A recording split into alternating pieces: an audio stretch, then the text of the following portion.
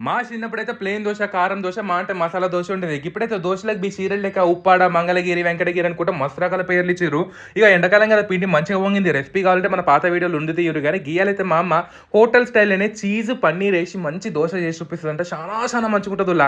ముందుగలైతే ఇట్లా పన్నీర్ మెరుపుకోవాలి. అలాగే పచ్చిమిరపకాయలు, ఉల్లిగడ్డలు తురుముకున్న, క్యారెట్ తురుముకున్న, అల్లము, కొత్తిమీర, ఉప్పు, కారము, జీలకర్ర ఏసేసుకొని కలుపుకోవాలన్నట్టు ఈ మిశ్రమం చేసి పెట్టుకురనుకోరి ఫ్రిడ్జ్‌లో పెట్టుకుంటే మస్తు రోజులు వాడుకోవచ్చు అన్నట్టు. మంచిగా వేడి వేడి దోస మీద ఏసుకొని తిన్నారంటే వెరైటీగా ఉంటది. పిండి కూడా మంచిగా పొంగింది కాబట్టి గుండ్రంగా వస్తుంది. గిన్నెలో మనం చీజు, పన్నీరు, బటర్ అన్ని వాడుతున్నాము. ఇవి ప్రోటీన్, హై ప్రోటీన్ ఉంటదన్నట్టు.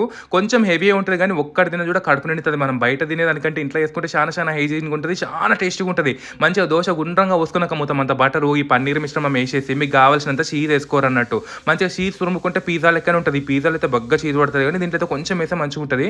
కానీ పిజ్జా చీజ్ వాడితేనే మంచిగుంటది. ఎందుకంటే ఇట్లా ఇరిచినప్పుడు మనకు మంచిగా ఇట్లా నారలు నారలు వస్తది. మీదికెళ్ళి వీడియో కోసం బటర్ ఏసిన సూపర్ అయితే టేస్ట్